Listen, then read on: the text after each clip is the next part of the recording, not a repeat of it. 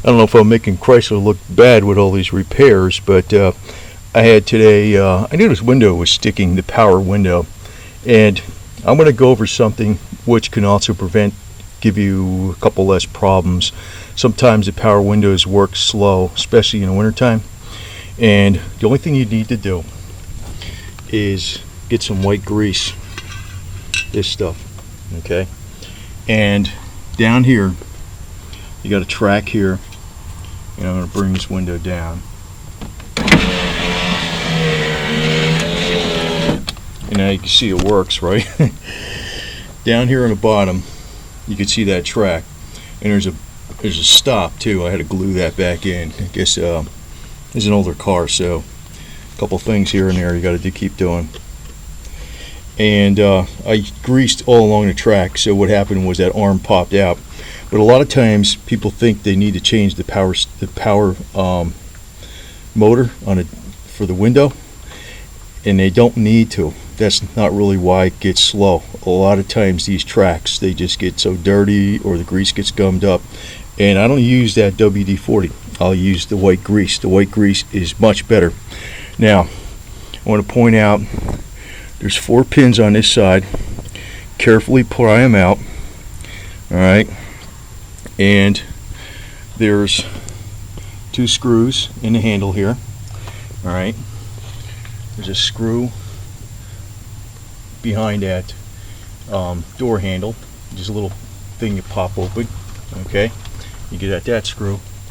There's a screw right here. Okay, and there's one here, right here. You open up, there's a little cover over that. Now, one other thing people make a mistake on a lot is these covers, the speaker covers. They break the pins on them. There's 3 pins. Make sure you take them off carefully. There's one, in other words, this goes on like this. Okay, it goes in that area right here. Okay, you don't have to take the speaker out or anything, but you got 1 pin up here in the corner. Okay, so careful of these things because you can break them. Now, I also changed out these switches. Now this just pries off. There's 3 pins, and usually you break this one. I broke it, and what happened, all I did was I re-glued it, and it was fine. I used super weather strip adhesive on it, and it's fine. So I got all new replacements.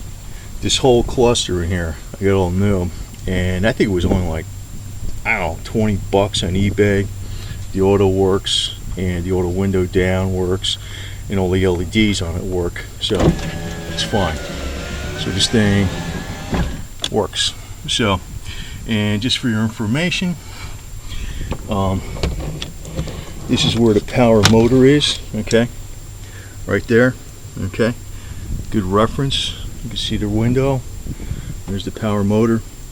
There's a few relays, and the thing for your power door lock is here on the side. See, there's a solenoid in here. That's where it is. It's a solenoid. Okay, so people wonder where the hell that is sometimes. Sometimes they can break, but let me put it this way: if the car's older, stuff is going to break, and that's just what happens. Okay, and I just figured anytime I do something on this car, I'm going to videotape it, because well, I think these older convertibles, like usually you get a convertible today, it's 2 seats.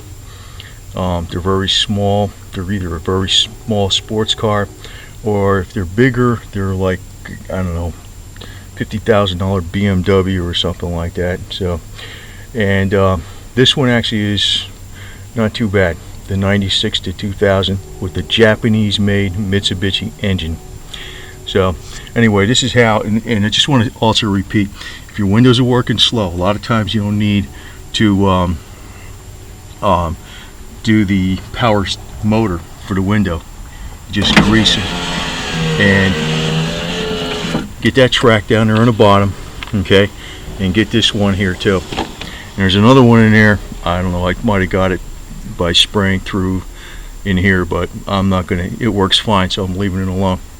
But usually this one on the bottom that the scissor goes to, and this popped off down here on the bottom because it was sticking so bad, but it works fine now. But that's a tip. A lot of times in the winter time you'll find these windows work slow. Just grease them. That'll work. White grease. Okay, so the goer is back together again,